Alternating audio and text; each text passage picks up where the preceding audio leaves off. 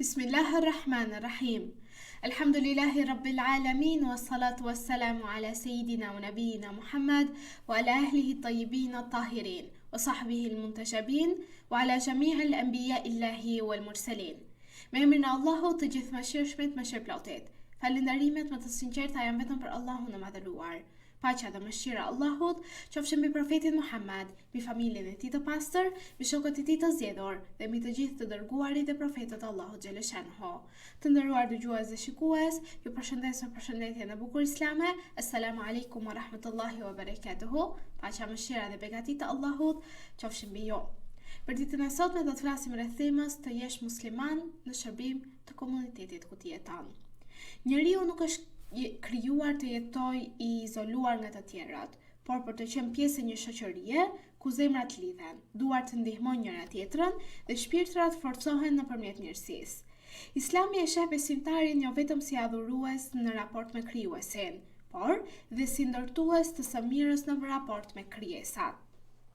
Të jesh musliman nuk do të thotë vetëm të falësh namazin, të agjërosh apo të lexosh Kuranin e fshenjtë, por të jesh musliman do të thotë të jesh dhe dritë për të tjerët, ndihmë për të dobtit dhe burim shprese për komunitetin ku ti jeton. Feja islame është një sistem jete që e lidh adhurimin me përgjegjësinë shoqërore dhe devotshmërinë në shërbimin ndaj njerëzve. Allahu i madhëruar në Kuranin e shenjtë thotë Bismillahirrahmanirrahim: ndihmojeni njëri tjetrin në punë të mira dhe në devotshmëri, e mos ndihmoni në mëkat dhe armiqësi. Ajeti i dytë i surës Maide.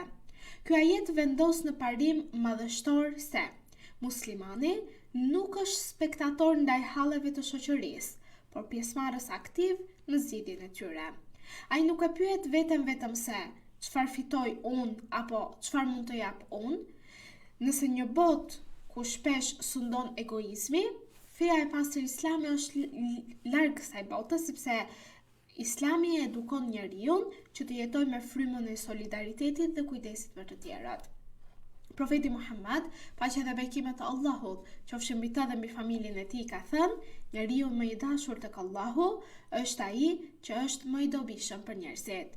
Ky hadith përmbledh madhështinë e shërbimit ndaj komunitetit, sepse vlerat e njeriut nuk maten vetëm me pasurinë që zotëron apo pozitën që mban, por me gjurmët e mira që lë ai në jetën e të tjerëve.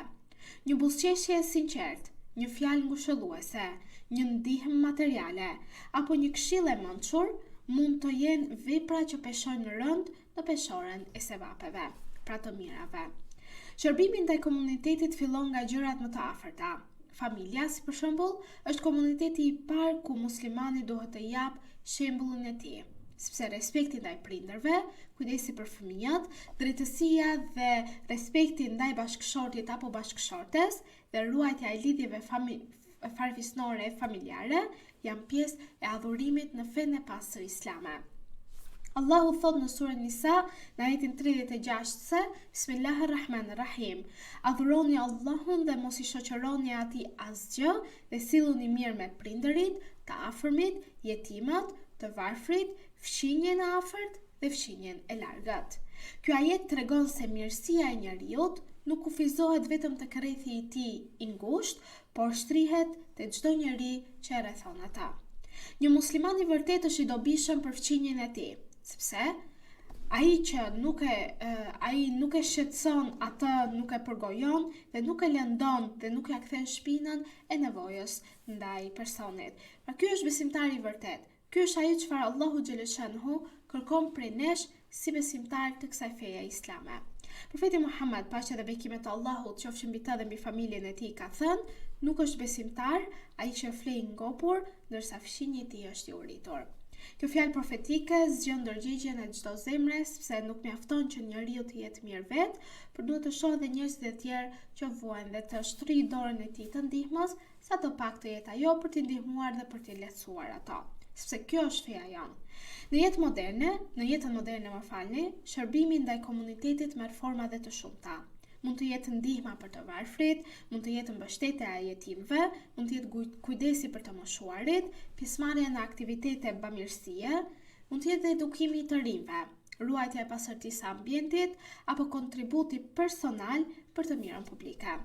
Një mjek musliman që trajton pacientët me ndershmëri, një mësues që edukon me përkushtim, një tregtar që shet me drejtësi, një student që përdor dijen e tij për të mirën e shoqërisë, këto të gjitha janë çfarë na kërkon feja e pastër islame ne dhe virtytet e larta që duhet i ketë personi. Imam Aliu paqja qoftë mbi të ka thënë, njerëzit janë dy llojesh, ose vëllezërit e tu në fe, ose të njëjtë me ty në krijim. Dhe kjo thënie e artë i hap horizontet muslimanit, sepse ai nuk bën mirë vetëm për veten e tij apo për atë që ai mendon se i ka bërë mirë, por mendon për të gjithë njerëzit. Komuniteti ka nevojë dhe për shembuj moral. Shpesh njerëzit ndikohen më shumë nga sjellja sesa nga fjalët. Dhe një musliman i sinqert, i sjellshëm, i drejtë dhe i besueshëm bëhet thirrja e gjallë drejt kësaj feje.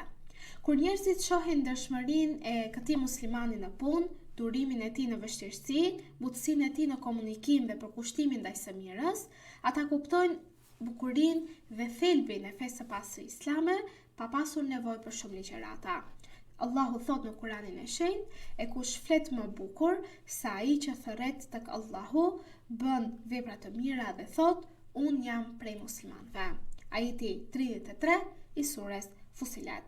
Kur muslimani shërben, ai nuk pasuron vetëm komunitetin, por pasuron dhe zemrën e vet njëkohësisht, sepse bamirësia e pastron shpirtin nga egoizmi, ndërsa ndihma ndaj të tjerëve e mbush zemrën me dritë dhe kënaqësi.